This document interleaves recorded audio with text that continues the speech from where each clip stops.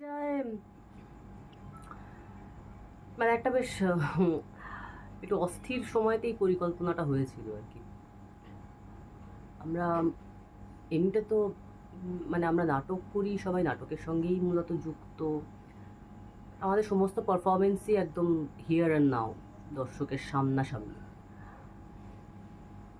একটা ক্যামেরা নিয়ে কাজ, নতুন ধরনের, নিজেদের উদ্যোগে সম্পূর্ণ। তো এই ডিসিশনটায় আসতে বেসিক্যালি টেক্সটাই বাধ্য করলো। নবকুমার দের দ্রৌপদী কবিতা যখন অদ্রিজাদি প্রথম আমাদের সঙ্গে ব্যাপারটা পড়া হয়, এটা অদ্রিজা দাশগুপ্ত পরিচালক। প্রথম বোধহয় আমি, সহেলি আর পার্থ সম্ভবত। হয় তো যখন আমরা পড়ি, মানে হয় না মাঝে মাঝে, কখনো কখনো হয়তো মানে টেক্সটই বলে যে আমাকে, বা কন্টেন্টই বলে দেয় যে আমাকে এই ফর্মে দেখাও।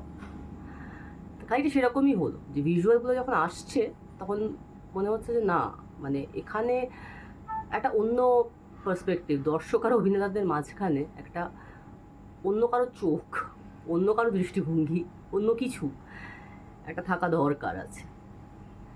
তো তখন এই ঠিক হয় যে একটা ছবি, একটা ছোট ছবি হবে, অনুছবি বলাটাই বোধহয় ভালো হবে। তো সেই তৈরি হলো যা হারিয়ে যায়। আমরা খুব শিগগিরই